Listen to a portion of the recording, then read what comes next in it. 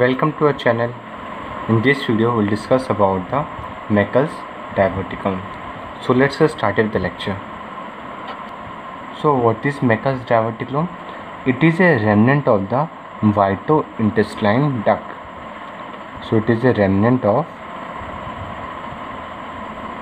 more precisely, if you have to say, it is a proximal remnant of vitello-intestinal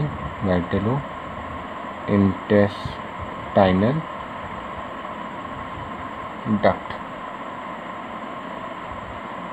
So what is Meckel's diverticulum? It is a proximal remnant of vitello-intestinal duct. So let's see where it is located and what is its function. So before understanding what is Meckel's diverticulum, for clearly understanding what is actually Meckel's diverticulum, we have to understand about the vitello-intestinal duct. So what is actually vitello-intestinal duct? It's a duct or passage which connects yolk sac to. So what is vitello-intestinal duct? It is a passage or connection between the yolk sac and midgut. So if it is yolk sac, this is anti-abdominal wall, here is umbilicus. So it is a connection between the midgut to the yolk sac. This is midgut. So it is a connection. It connects the yolk sac to the midgut. Why? What is the need? As you know, yolk sac is the primary source of nutrition of food to the growing embryo.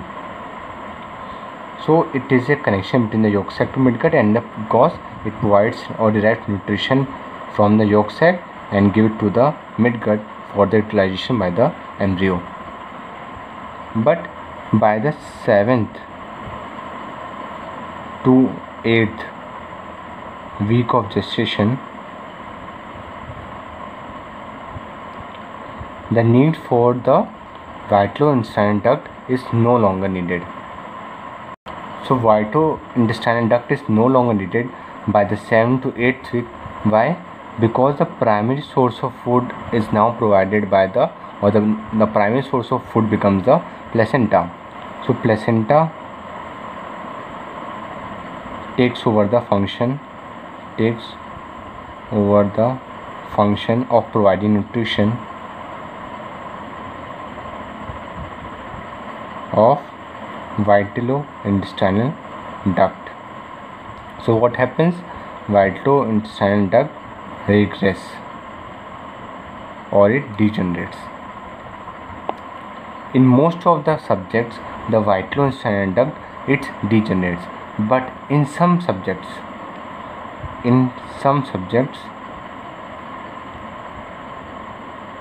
the proximal part of the VID, in some subjects proximal part of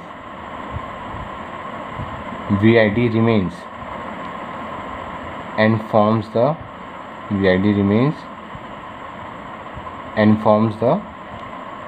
Meckel's diverticulum.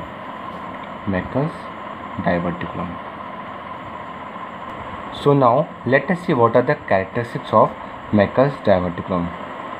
So next topic is the characteristics of Meckel's diverticulum. For understanding the characteristics of Meckel's diverticulum, you have to just remember the number 2. So you have to remember 3 2's. What does C stand for? Let us see. The first 2 stands for, it is 2 feet long. It is 2 inch long. It is 2 inch long. 2 inches approximately equals to 5 centimeter. So Meckel's diverticulum is 2 inch long, which is equals to 5 centimeter. And second 2 stands for, it is seen in 2% of the subjects. As I told you, in most of the subjects it completely regresses or degenerates, but in only 2% of subject it remains, the VID remains and forms the Meckel's diverticulum. And So therefore it is seen in only 2% of subjects. Now third 2 stands for it is 2 feet from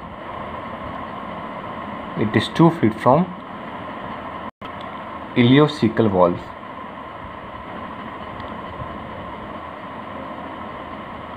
So third 2 stands for it is 2 feet from the ileocecal valve.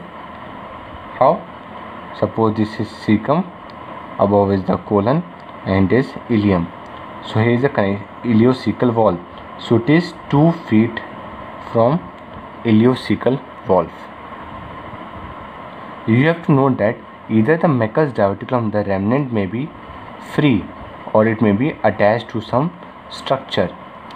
So depending on that which structure attached, different cases may be present. So it may be found in free or attached state. If it is attached, then it may be attached to 3 structures. First, as you already might be knowing, the umbilicus, anterior abdominal wall, or it may be attached to mesentery. What is mesentery? I have let you know in the discussion of the abdomen topic. So this was all you must know about the Meckel's diverticulum, and this is a very important question from prof point of view in the short note type. Thanks for watching. If you like the video, please hit the like button and subscribe our channel.